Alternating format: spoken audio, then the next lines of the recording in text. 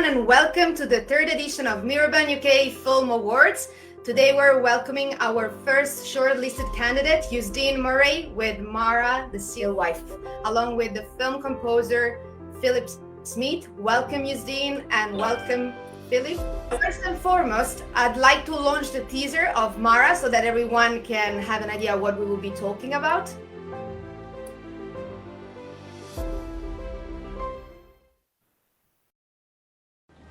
Every breath,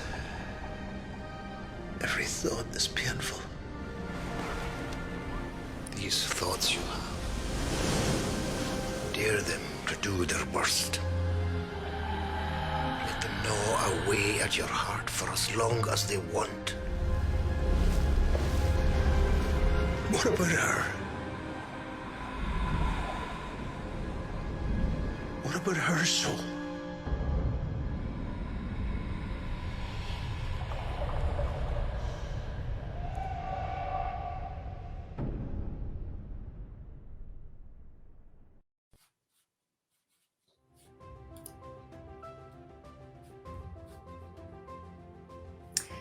So, Uisdean, I'd love to hear in your own words, what is Mara about?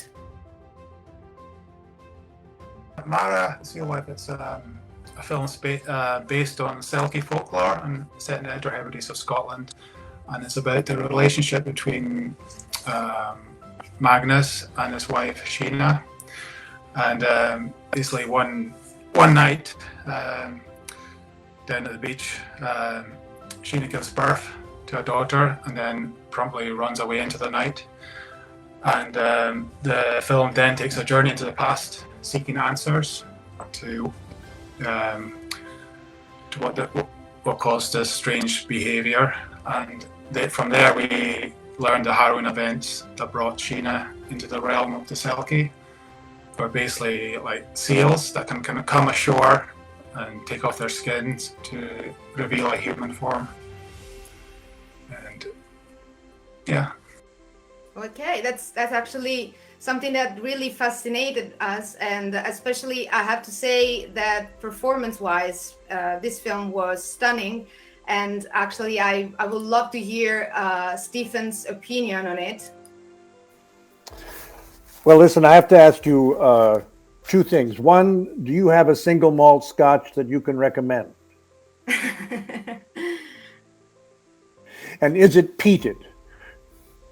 Second, I want to thank you because I spent half the night listening to the folk song, Silky, which I first heard Joan Baez sing. And I think the Coreys do a much better job.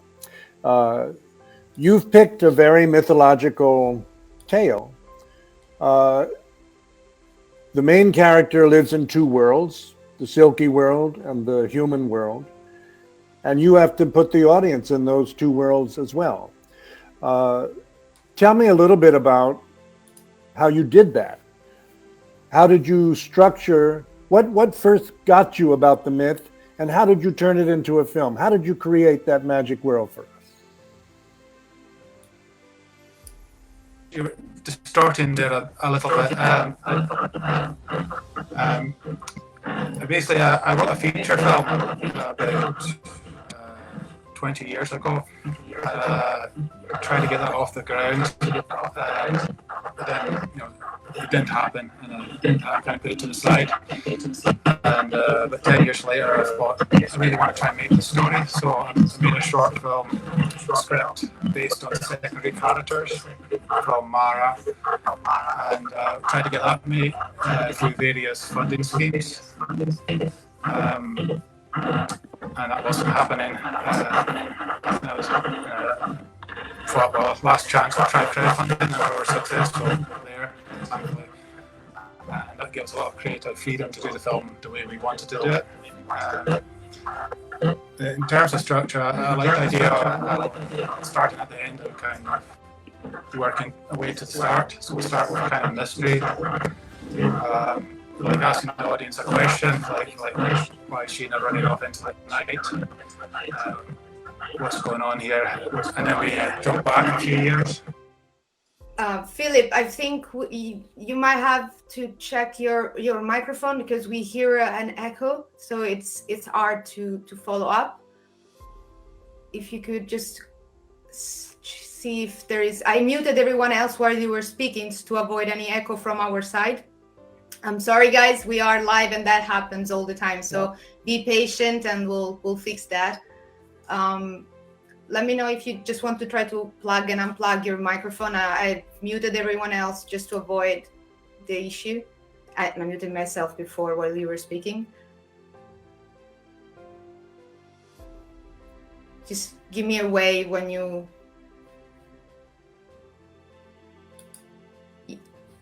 Yes, Philip? Yeah. Is it better now? I was using actual speakers, but I can use headphones if my speakers might have been causing the feedback issue. I don't know. Oh, no. I think, sorry, I was speaking. I said Philip, but I meant Uisdean. I think that was Uisdean mic that had some echo while he was speaking. Apologies. Right, so it's not my end. No. Yours was fine because you were not speaking at all. I meant Uisdean, and I said Philip. Okay. My apologies.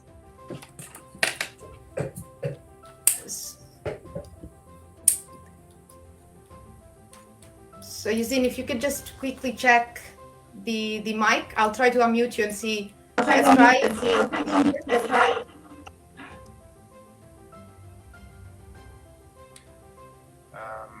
That's my speakers off. Is that any better?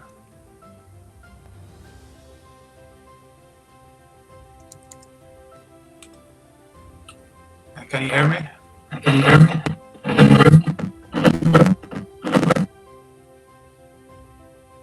We somehow hear you with a little bit of an echo.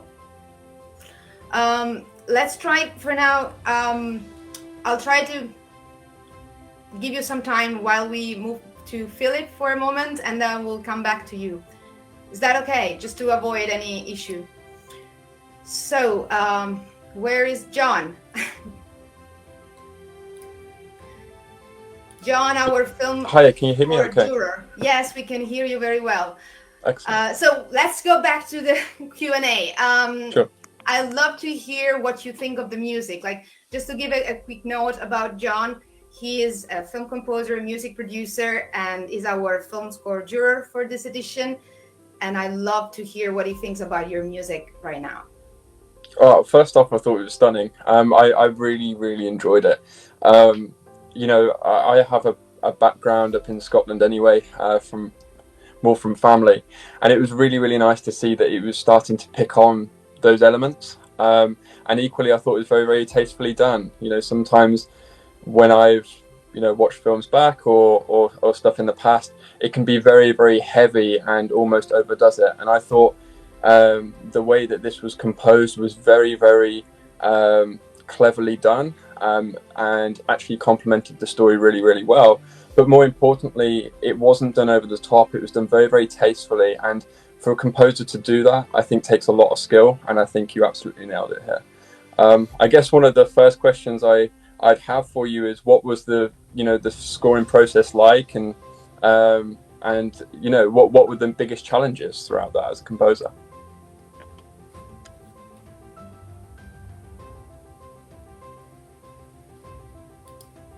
Okay.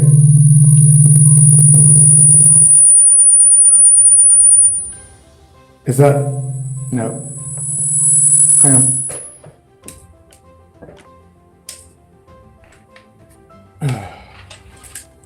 Okay. Is that better? That's great. Okay. Yeah, I can hear you well. Okay. Well, I suppose, first of all, thank you very much. I'll try to be very un-Scottish and be good at accepting praise. I really appreciate it. It's lovely to hear someone praising your work. You're a composer yourself, so we spend a lot of time sitting in the dark, working away, and it's nice to hear somebody saying they liked it. In terms of the challenges the scoring this film presented, I suppose, first of all, I approached it in two ways. One is looking for themes, so just that didn't even involve looking at the film too much. Just it was searching for the right themes for the characters. And then once you've got those themes, hopefully if they are flexible enough, you can then sit down and really look at the film and apply the themes, vary those themes as appropriate. Yeah. So that's the basic way I went about writing it. Excellent. And what was your relationship like and the workflow like with yourself and the director, and how did that kind of come about? Did you kind of upload it on, you know, Dropbox, and that's how you shared files? What was that working process like, and what did you use? Yeah, well, I mean, Uisdean is a lovely director to work with. He's very generous. So I sent him a few themes early on. We had spoken about the kind of thing he was looking for, and as you said before, when you're writing something Celtic, if you like, it can be easy to lapse into cliche. Hope I've not done that.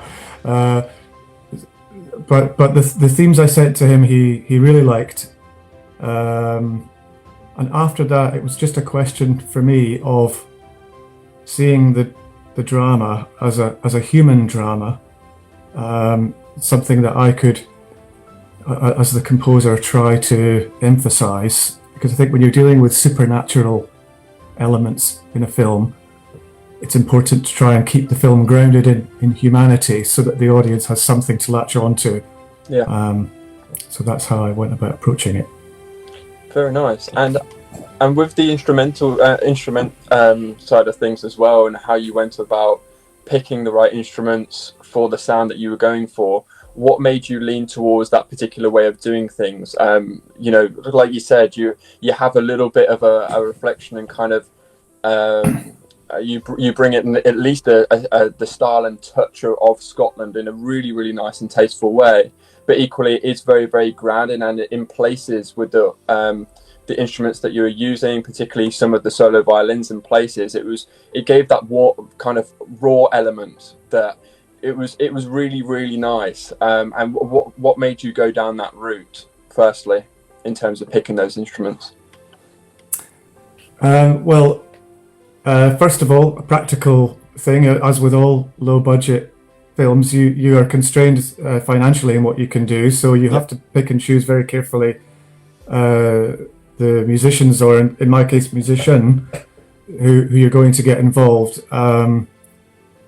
I went for a violin rather than any other instrument, because it seemed to me to embody the female characters in particular. Mm-hmm. And I knew that it would be flexible. It would be usable in many different scenes. So that's why I went about choosing the violin. I suppose with the rest of the instrumentation, it's mainly orchestral. There are a few synthesizer and effects parts, but again, I wanted to make sure that the film didn't get too special effecty and kept itself down to earth as a human drama. Excellent. And did you have any references throughout in terms of going back to that kind of relationship that you were building throughout all of this? Were you given any kind of references, whether that be a mock-up score or anything like that? You mean by the director, by Uisdean? Yes. No, not really. Uisdean was I'd worked with him before, so I think he probably knew roughly what he was going to get. And as I say, we spoke about it a lot beforehand. We exchanged ideas. We talked about the Selkies. I mean, although I'm from Scotland, I'm not from the Western Isles, and the Selkies are a Western Isle piece of mythology. So I then had great fun looking up those and what they're all about, and then thinking about how I was going to embody that in music. And I suppose I arrived at the themes. You know, you've got the main. Well, the main theme is quite a soaring theme, a kind of yearning. There was I wanted to express that because there's romantic love. There's passion.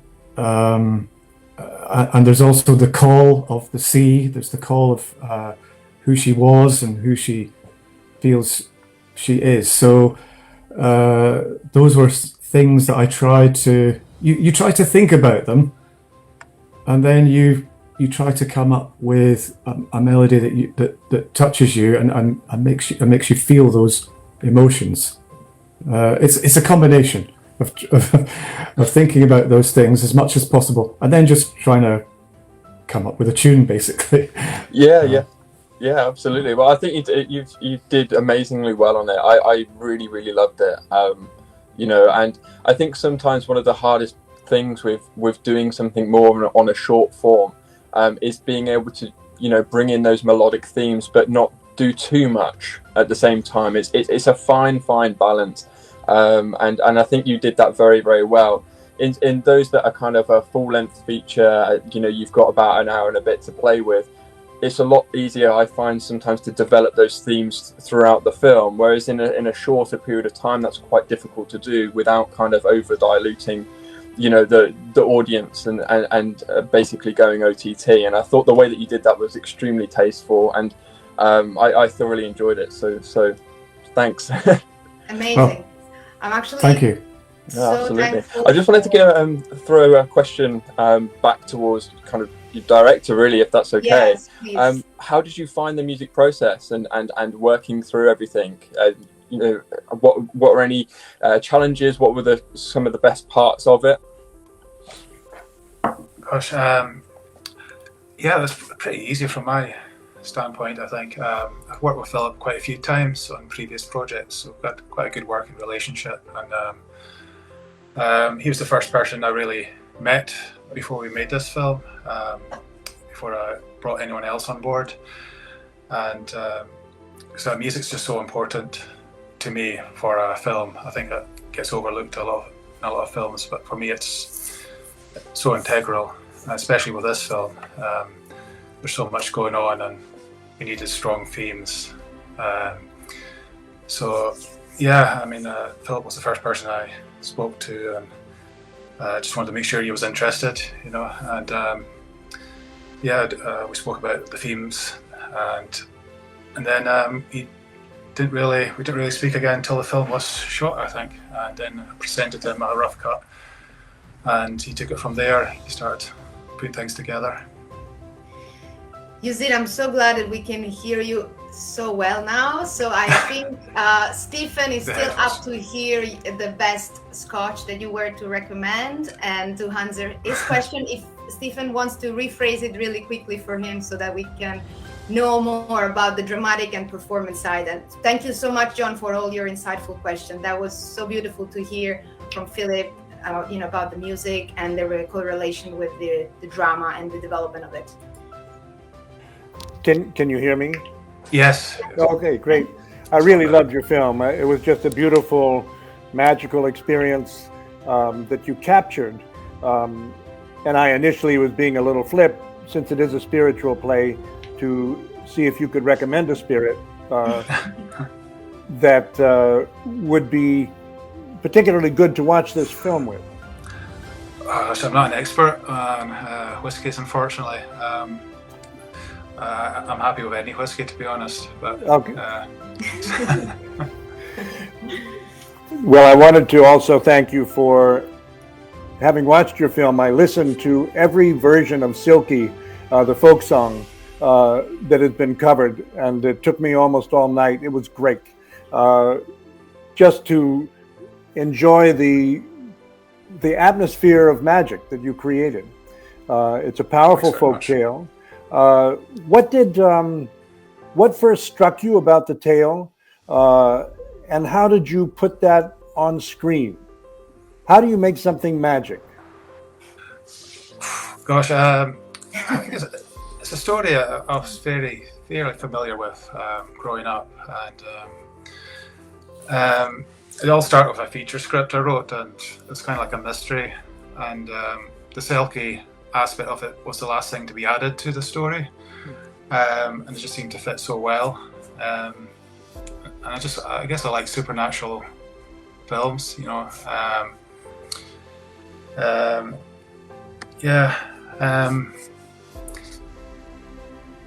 It's the last thing to add to the story, funnily enough. I actually have a question on the dramatic side that I would love you to answer, Uisdean. First of all, I want to mention to our audience who are following us that this film was funded twice on Indiegogo, so that shows the love that the audience had for the story and the fascination that Uisdean has been so great to create around the script that he wrote. I'm curious about Mara's personality, and also curious from a writing point of view. Her name, I did some research and I found out that Mara means bitterness, but also of the sea, and in Greek it means eternally beautiful. Did you know? Did you do this on purpose? Also it has biblical references, so I believe there are a few connotations that strengthen the personality. Yeah, I think you've maybe done more research on the name than I have. For Mara, basically it's Scottish Gaelic for the sea, so that's why it's named Mara. But yeah, it has a lot of different meanings as well, and so it works on quite a few different levels. Yeah. Sorry, was there another part to your question there? Just the personality of Mara, if the way it was related to the name and how you managed to develop it. I also from I believe a religious point of view, because I think about the opening quote from George MacDonald, that is also not only he was a Christian minister, but also kind of the father of modern fantasy literature in Scotland, and he was a mentor for Lewis Carroll. So in many ways, but I felt an element of religion. Tell me if I'm wrong, if I just made it up, or if there is a connotation in Celtic and folk tale from Scotland that is in a way intrinsically related to Christianity. That's a theme I'm kind of interested in exploring more. And I'm just fascinated by George MacDonald, the fact that he was a Christian minister and he wrote these fairy tales for adults. And I just like the combination of both these things. So this is something I kind of like to explore in my writing. And yeah. Okay. I had a little bit of delay in the audio, so that's why I was not immediately replying to you. It's okay. Awesome. And in terms of, I think Stephen wanted to add something from performance-wise. Can you hear me? Am I on? Yes, you're still great. Uisdean, how did you find those two wonderful actors? Yeah, well, I may have mentioned before that I spent a long time developing this film, and I always had these characters in the back of my mind, and I worked with Kevin on a music video, and I did a photo shoot with Sarah, and just through working with them and speaking with them, I just thought to myself, if I ever get this film made, I'm going to phone them up first and see if they're into it, and thankfully they were. They were amazing to work with, and they felt perfect in these roles.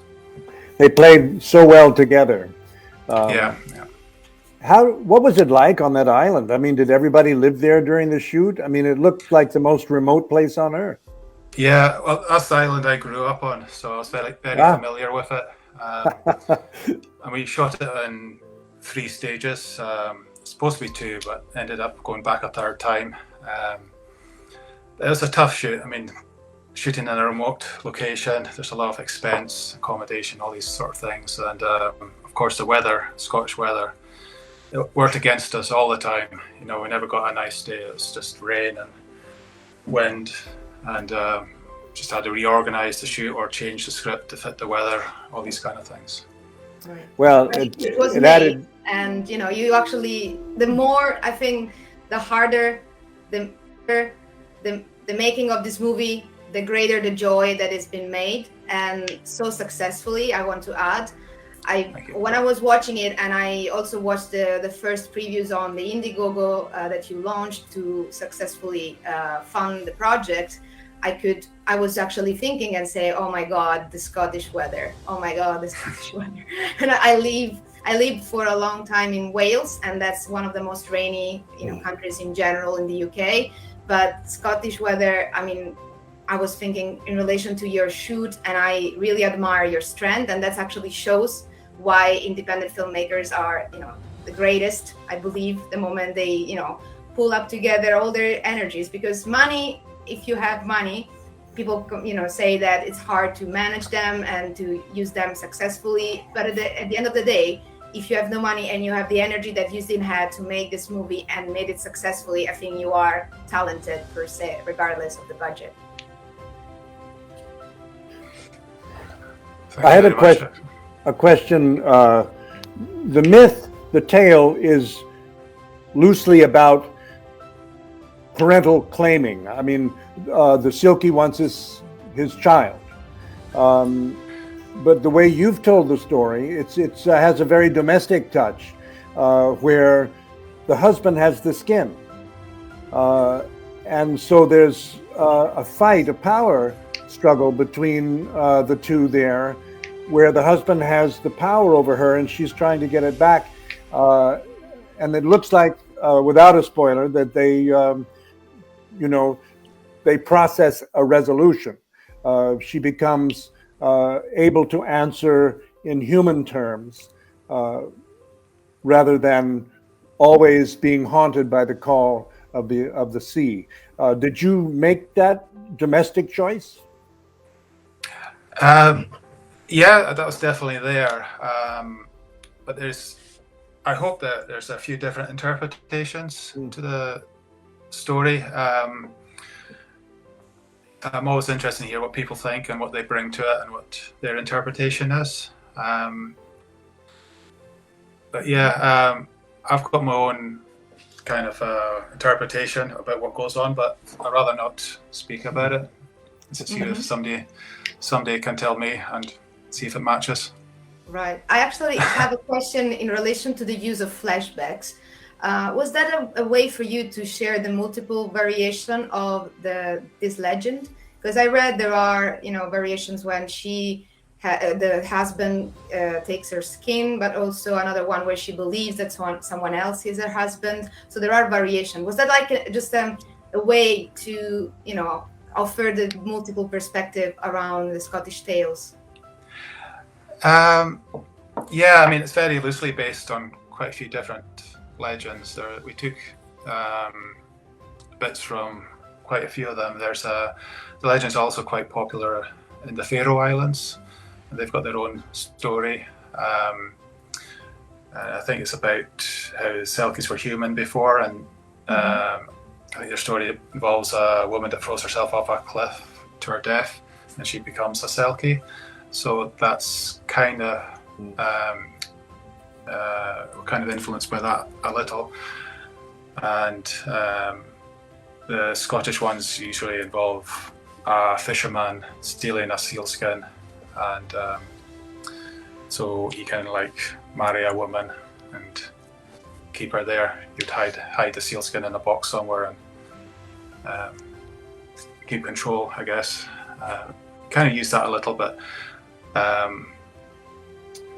For me, it's all about, basically he lost his wife and she becomes a Selkie, and when he finds her on the beach, he takes the skin and he doesn't want to lose her again. It's almost like she's passed on. She's kind of in the in-between worlds, so to speak. And he's trying to hold on to bring her back to the real world. Okay. I'd love to ask one last question to Philip, and that's in relation to the performances. Especially, I was fascinated by the choreographical scene, the dance by the scene. I would love to know what was the inspiration? What references did you have? And just share it with us without making any spoilers, if possible. Okay, well, that was one of the last pieces that I wrote for the film. So when I wrote that, a lot of the other themes had taken shape.